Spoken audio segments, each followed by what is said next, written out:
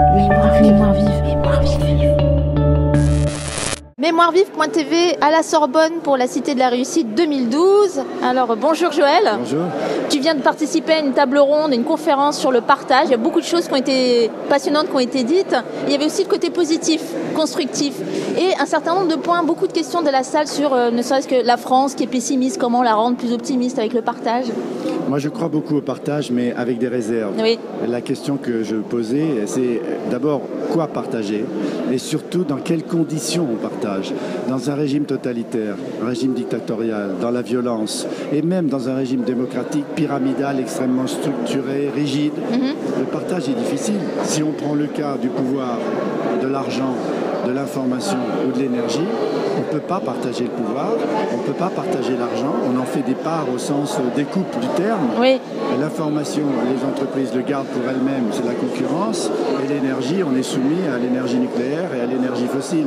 Donc, à mon avis, on ne peut partager que s'il y a un nouveau modèle de société qui se met en place, que j'appelle la société fluide, la société des rapports transversaux, la société du pouvoir transversal, la société du partage, de la solidarité, de la générosité. On n'y est pas encore, mais il y a des quantités de mouvements dans le monde qui montrent qu'on y va progressivement. Le peer-to-peer, qui s'applique à la banque, à l'assurance, à beaucoup d'autres domaines.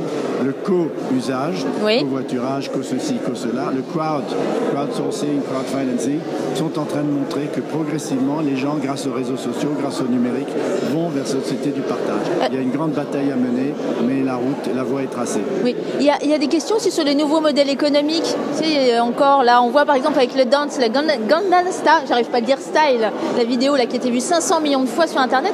On voit qu'aujourd'hui, on doit trouver des nouvelles façons aussi de gagner de l'argent grâce au partage. Absolument. Oui. C'est pour ça que j'ai trouvé que certains des intervenants de la table ronde, je ne vais pas dire lesquels, avaient une vision assez traditionnelle de la société pyramidale, de la représentativité, alors qu'il est en train de se passer un bouleversement mondial qui échappe aux politiques et qui est en train de démontrer que les gens ont compris les enjeux et sont en train de travailler ensemble pour y arriver. Oui. Alors toi, tu continues à partager de la veille sur Twitter, sur ton compte de René Joël. À peu près 2 fois par semaine, j'envoie des informations de partage, je donne aux gens parce que je pense que c'est intéressant pour eux et pour leur vie.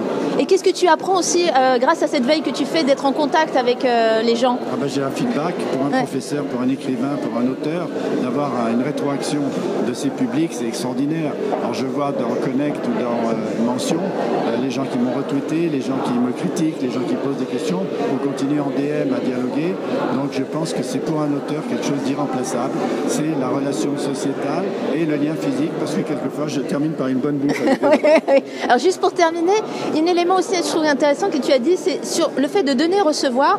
En fait, le partage est aussi fructueux, c'est-à-dire que parce qu'on imagine toujours que donner, on perd quelque chose. Hein. Non, ça c'est Axelrod, qui est un de mes grands maîtres à penser. Robert Axelrod, c'est lui qui a inventé la notion de donnant-donnant, la notion de win-win.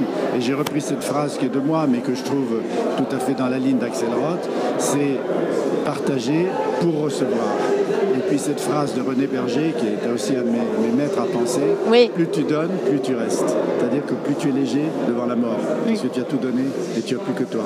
Bonne conclusion. Merci Joël, à bientôt sur Mémoire Vive. À bientôt. Mémoire vive.